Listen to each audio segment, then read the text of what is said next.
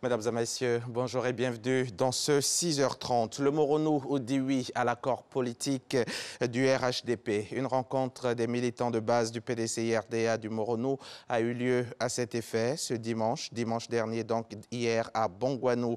Elle était précédée par une tournée de sensibilisation sur le terrain.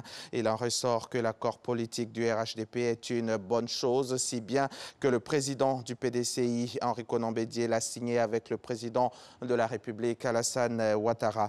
Pour le vice-président de la République, Daniel Kablan-Duncan, cet accord est très important vu qu'il réunit tous ceux qui se réclament des idéaux de paix et de développement. De feu, le président Félix Houphouët-Boigny. Nous y reviendrons bien entendu dans l'un de nos prochains journaux.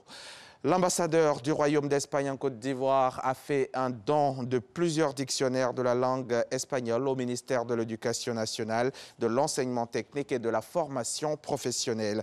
Ce don de dictionnaire unilingue vise à renforcer les capacités des apprenants et des étudiants de la langue espagnole des lycées et collèges de notre pays. Le reportage est signé Patricia Omoetia. Dans le cadre de son projet de renforcement des capacités dans les lycées et collèges, l'ambassade d'Espagne a fait un don de plusieurs dictionnaires espagnols unilingues au ministère de l'Éducation nationale, de l'enseignement technique et de la formation professionnelle. La réalité puissante et dynamique de l'espagnol n'est plus à démontrer en Côte d'Ivoire, car grâce au retour enthousiaste des différents formateurs des cours de renforcement des capacités des professeurs que l'ambassade d'Espagne a pu organiser avec votre précieuse collaboration, et au vu des derniers chiffres sur les apprenants et enseignants d'espagnol, l'Espagne est en train de redécouvrir la place importante que ces pays de l'Afrique subsaharienne occupent par le nombre d'apprenants d'espagnol. Cet important don de matériel didactique est d'abord le fruit de la coopération entre les deux pays et ensuite, ces ouvrages vont permettre aux enseignants et aux encadreurs de mieux atteindre leurs objectifs pédagogiques. Oui, on avait des besoins en dictionnaire, surtout en dictionnaire unilingue. Les bilingues, on en avait sur le marché ici, dans la librairie, mais unilingue, c'était un peu difficile. En Côte d'Ivoire, il y a plus de 563 000 apprenants et étudiants de la langue espagnole, avec plus de 2 000 professeurs d'espagnol. La langue espagnole connaît un regain de dynamisme en Côte d'Ivoire, avec aujourd'hui 2281 professeurs d'espagnol, tant au public qu'au privé, au titre de l'année scolaire 2017-2018.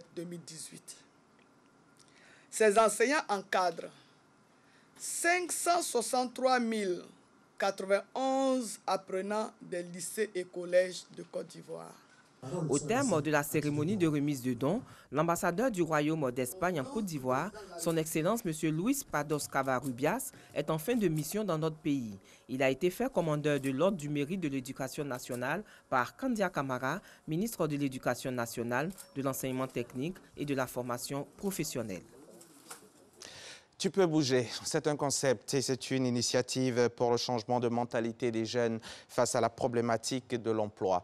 L'approche est de promouvoir des modèles, des jeunes gens qui, avec ou sans diplôme, ont bousculé leur situation pour se faire une place au soleil.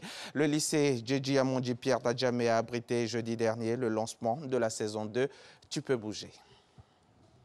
Mettre en lumière l'importance de la valeur travail, c'est l'essence de Tu peux bouger, une initiative pour le changement de mentalité des jeunes face à la problématique de l'emploi. Tu peux bouger, tu ne peux pas t'asseoir à la maison, croiser les bras. Si tu veux, toi-même, tu peux créer ton entreprise. L'approche se veut simple, promouvoir des modèles, des jeunes gens qui, avec ou sans diplôme, ont bousculé leur situation pour se faire une place au soleil. L'éducation, c'est à la base. Et nous estimons qu'en en semant la graine à la base, nous allons voir grandir des jeunes gens avec la valeur travail profondément inculquée qui vont être des modèles à leur tour pour les autres générations. C'est le lycée Djedji Amondi Pierre d'Adjamé qui a abrité le lancement de la saison 2, des capsules diffusées chaque semaine sur le web.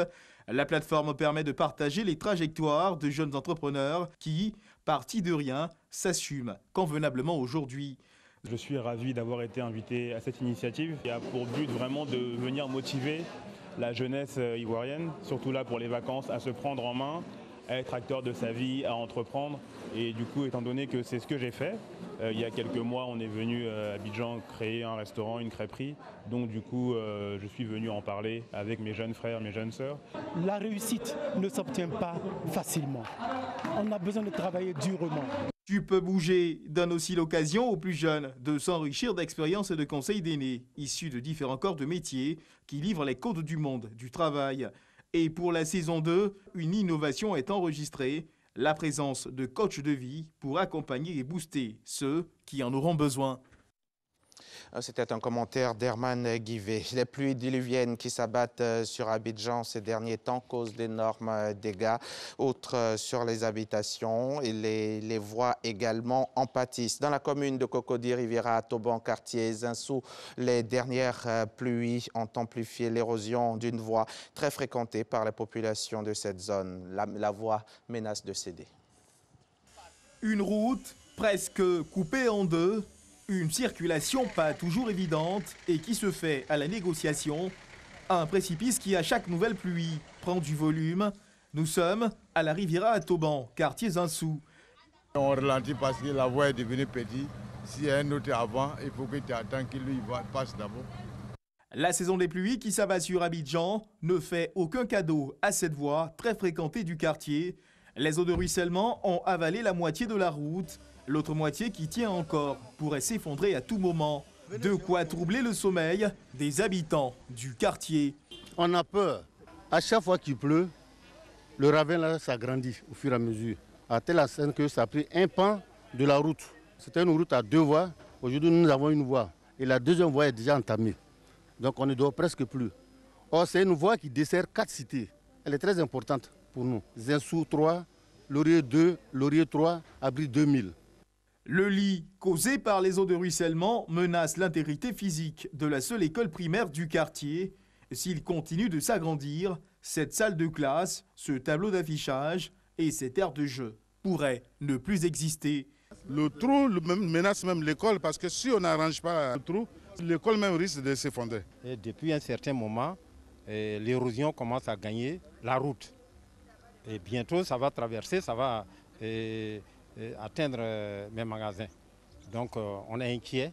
Des pneus et des barils pour signaler la présence d'un danger imminent. Malheur au conducteur qui ne fera pas preuve de vigilance. L'actualité internationale peut refermer ce journal. En Italie, Luigi Di Maio, chef politique du mouvement 5 étoiles, et Matteo Salvini, dirigeant de la Ligue, respectivement ministre du Développement économique et du Travail et ministre de l'Intérieur, ont soutenu à la fois leurs candidats et leur programme de changement. Matteo Salvini a notamment visité le centre d'accueil et d'identification de Pozzallo et tenu un discours à Catane où il a confirmé son objectif tolérance zéro pour les migrants illégaux, soit plus d'un demi-million en Italie. Pour faciliter les expulsions, il a promis de travailler avec les gouvernements de pays africains. Et puis pour terminer, en Corée du Nord, des remaniements majeurs ont eu lieu au sommet de l'appareil militaire. Les 3 personnages les plus importants de l'armée populaire de Corée ont été limogés et remplacés par des hommes plus jeunes et peut-être plus modérés, selon des sources sud-coréennes et américaines. Une refonte sur fond de pourparlers de dénucléarisation avec les États-Unis et de rapprochement avec la Corée du Sud. Voilà qui met un terme à ce journal. Merci.